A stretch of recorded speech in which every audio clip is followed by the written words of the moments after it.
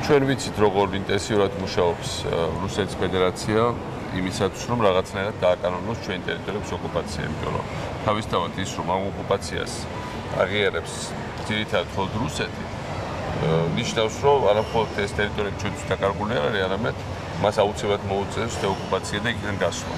მაგრამ თუ შეძლებს რომ ბევრმა ქვეყანამ დააკანონოს ეს, მაშინ რა თქმა უნდა ეს პროცესი რუსეთის თვალსაზრისით გახდება შეუქცევადი. ამიტომ ახლა როგორც არასდროს საჭიროა ძალიან სერიოზული დიპლომატიური ქმედებები. ჩვენ წინა წლებში გავაჩერეთ ჩვენი ტერიტორიების ეგრეთ წოდებულ დამოუკიდებელ სახელმწიფოთა აღიარების პროცესი ამ ინტენსიური სიარულით და დიპლომატიით.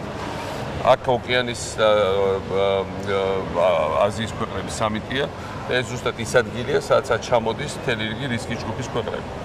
პრობლემა იმაშია, რომ ჩვენ დელეგაცია ჩამოვიდა სამწუხაროდ აქ არ არის საქართველოს საგარეო საქმეთა სამინისტრო.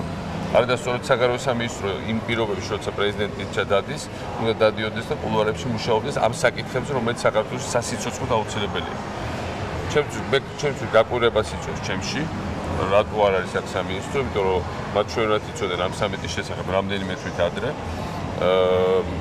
მე ვფიქრობ, რომ მომავალში მეტი კოორდინაცია გვმართებს.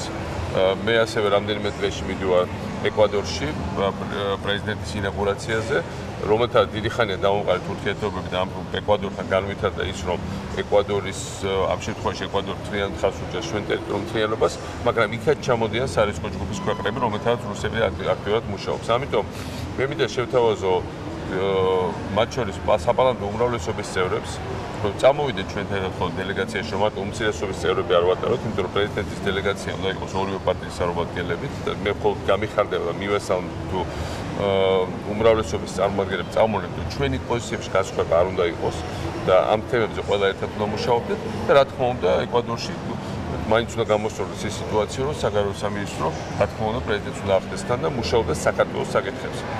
ჩვენ ახლა ვიმყოფებით ხელჩართულ დიპლომატიურ ბრძოლაში და აქ უმრავლესობა უმცირესობა და პოლიტიკური განსხვავებების შეხედვით არ უნდა არსებობს. ყველანი ქართველები ვართ და ყველანი საქართველოს უნდა ვიცოდეთ.